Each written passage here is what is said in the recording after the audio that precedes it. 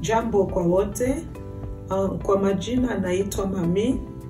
Mimi ni Community Health Worker kwa Multnomah County.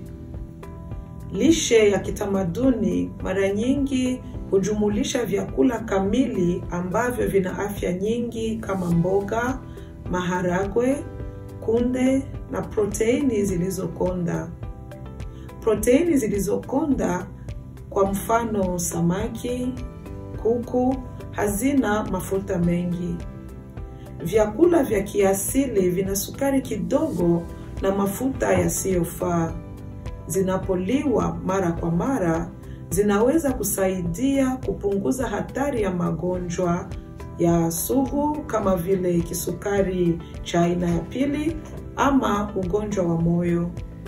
Wakati tunakula vyakula ambavyo vimelisha jamii zetu kwa vizazi vingi, hatusaidii tu kuhifadhi utamaduni wetu, lakini pia tunaboresha afya yetu kwa ujumla. Hakuna upingaji wowote kwamba chakula kinahusishwa sana na utambulisho wetu wa kitamaduni. Kama wahamiaji na wakimbizi, tunajua kwamba kudumisha tabia zetu za ulaji za tangu nyumbani kunaweza kutusaidia kudumisha hali ya nyumbani na ya kuhusika.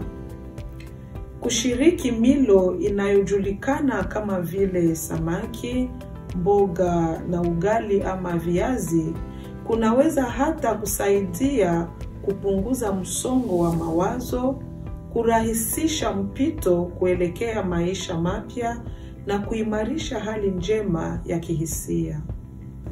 Tunaelewa ya kwamba kudumisha lishe ya kitamaduni kunaweza kuwa changamoto kwa sababu ya ufikiaji mdogo wa viungo vya asili. Nyenzo kama vile mapishi na video za lishe, namna mpya ya kuandaa vyakula, usaidizi wa upatikanaji wa chakula na ufikiaji wa masoko ya ndani zinaweza kusaidia.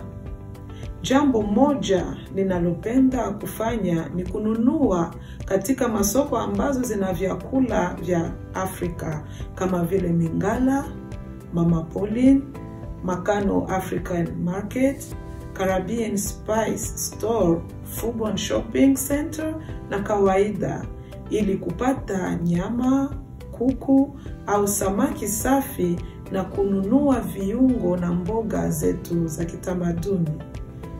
Ukitaka kujua kuhusu jinsi unavyoweza kufikia nyenzo hizi kwa urahisi zaidi, zingatia kumuuliza mtoa huduma wako, case manager ama mfanyakazi wa afya wa jamii kuhusu jinsi ya kuunganishwa kwa manufaa ya SNAP ama WIC, na kujua zaidi kuhusu hiyo namba 211 ama 211.